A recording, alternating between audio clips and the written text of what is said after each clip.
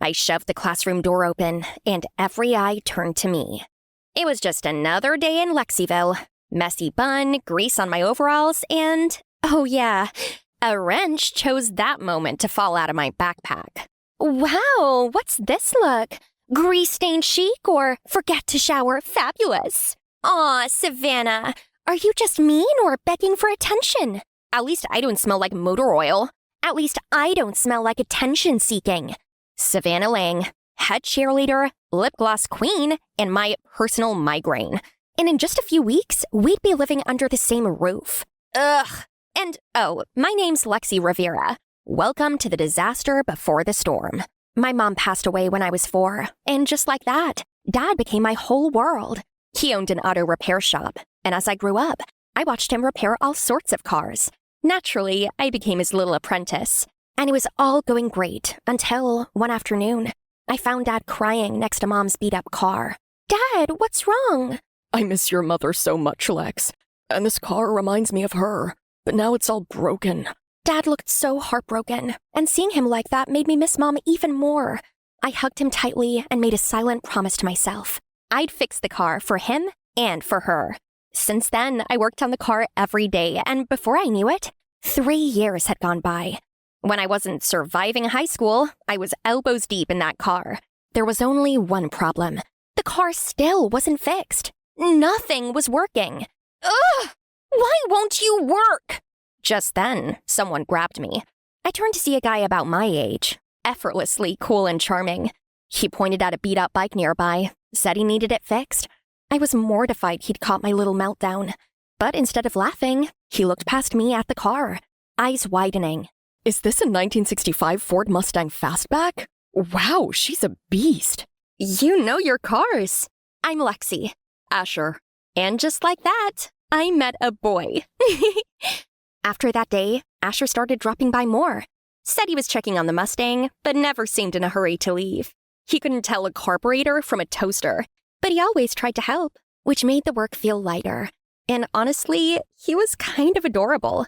But just when everything felt right, life flipped the script. One afternoon, a fancy little Porsche rolled up to the shop, and out stepped a woman who looked way too polished for our side of town. But the second Dad laid eyes on her, it was like his brain short-circuited. Angel. Welcome to my auto heart. Shop. I mentally facepalmed. Did he just flirt? Then Dad leaned his elbow in the air and almost crashed to the floor. Dad! You good? Pull it together, man. I love it when a man fumbles all over me. I tried not to cringe. Fumbles? Seriously? Calm down, ma'am. Anyway, my baby is making weird noises. Your baby? Yeah, it's like brr, glunk, chink when I start it, and then ree when going over 40, but like angrier? Can you fix it? Yes, of course. I'll check it out. Miss Madison. Miss Madison. Want something to drink? Huh? The only thing we had to drink at the shop was tap water and sweat. Worse yet, he kept flirting with her the whole time. Then he asked for her number. I wanted to scream or gag. Maybe both. And what I thought was a one-time thing turned into a date. Then two. And before I knew it, Madison and Dad were acting like some rom-com couple. Ugh, spare me. For years, it had just been me, Dad, and Mom's car. That was our little world, and I felt enough. So watching him suddenly trip over his own feet for someone like Madison, it didn't sit right with me. I told myself to be open-minded. Maybe she was just flashy. But nope, should have trusted my first instinct. Madison planned a family dinner one evening. I didn't care. Whatever I was already wearing, no makeup, no effort. I was only there because Dad asked. After a few minutes, Madison walked in with someone who looked very familiar. But then I realized it was none other than Savannah Lang. Everyone meet Savannah, my daughter. Wait, what? And I know what you're thinking. Savannah can't be that bad to me. Wrong! Savannah made my school life a daily nightmare. One time, she accidentally sprayed me head to toe with her $400 perfume in the hallway. Said I smelled like a locker. I spent the whole day reeking of vanilla trauma. Then she printed out a fake photo of me kissing a wrench, taped it on my locker, and titled it, "Most likely to take a wrench to prom. Hashtag tool date." She also made sure the whole school saw it before I even got there. And when I got an A in science, she claimed I was dating the carburetor. Okay, that one was low-key funny. But still, you get the point. And as if the Savannah surprise wasn't enough, Madison dropped another bomb. "Savvy, meet the love of my life. We're getting married." What? Did she just say married? They had been seeing each other for, 2 weeks? Then everything hit me at once. If Dad married Madison, that would make Savannah my stepsister? I felt my stomach instantly drop. Aw, congrats, you guys. Don't we just love that darling sister? Darling sister? I could vomit. And while they played happy family, I sat there seconds from combusting. To a happy life and a happy family. You've gotta be kidding me. Lexi? Is there a problem? Teeth clenched. I shot up, knocked over a chair, and snapped. You proposed to her without telling me? But she makes me happy, dear. You have me, the shop, Mom's car. Isn't that enough? Of course it is. But I need Madison too. And now you get a sister. I don't want a sister. I don't want them.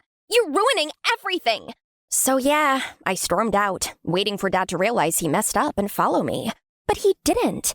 Frustrated, I went back home, dropped down onto my backyard, and just burst into tears. Then I heard the sound of the motorbike's engine.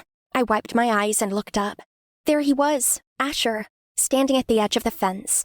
He didn't say anything at first, just tilted his head, like he was trying to figure out something wasn't right with me. Then slowly, he walked over. Hey, you okay? No. Want to talk about it? No. Want to go for a ride on my bike? Yeah. This guy barely knew me. But since I was tired of carrying everything alone, I decided to trust him. I stood up and climbed onto his bike, my arms wrapped instinctively around his jacket as we took off down the dirt road. There were no questions, no speeches, just the wind brushing through my hair. And somehow, it made me feel lighter.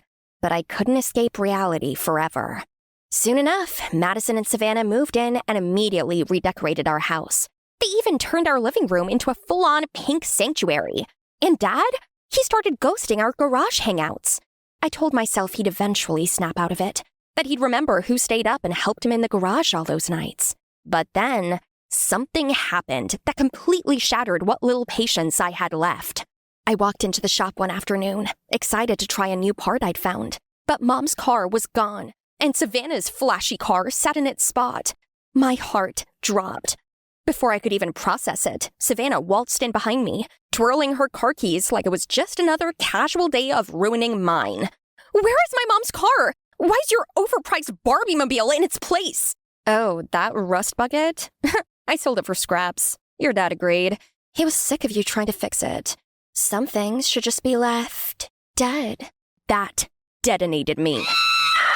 I snapped, knocked tools off benches, flipped a stool, and before I could stop myself, I body slammed Savannah into a grease pit.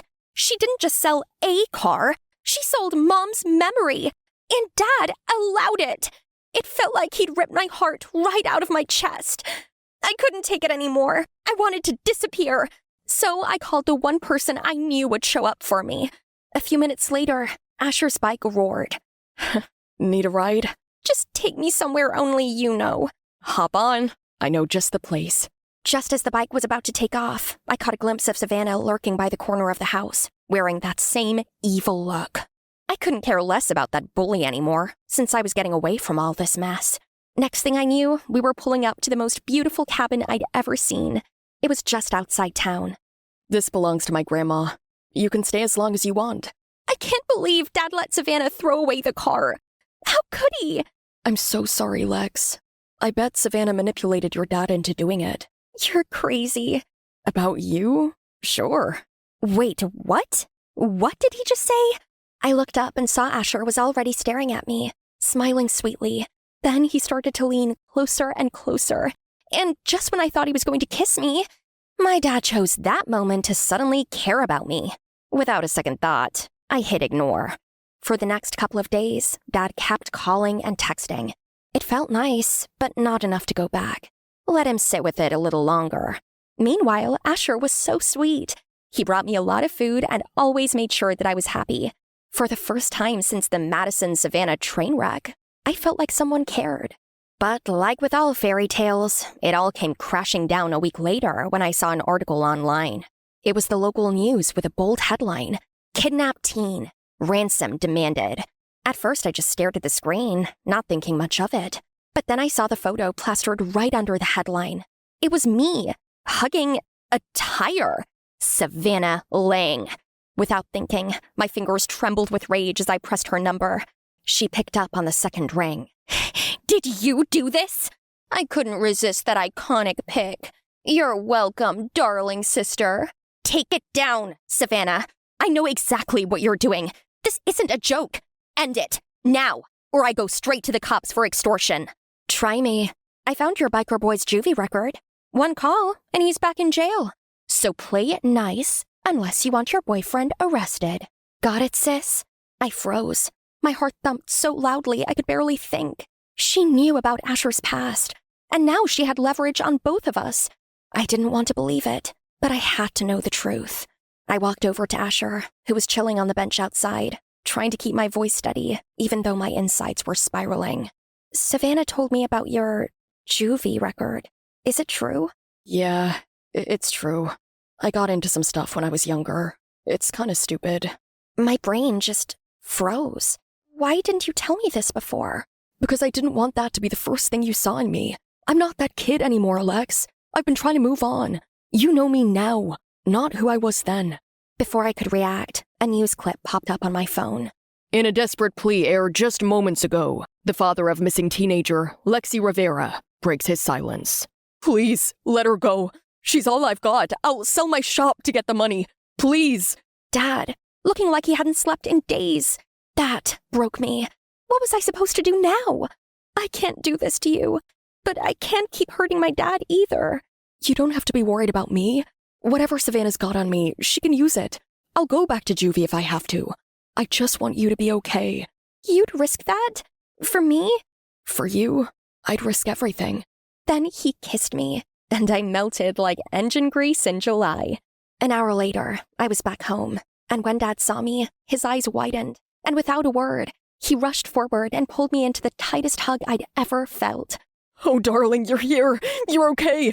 I missed you so much." "I'm really sorry I left, but I was so upset about Mom's car. I can't believe you let Savannah throw it away." "What? No, I didn't.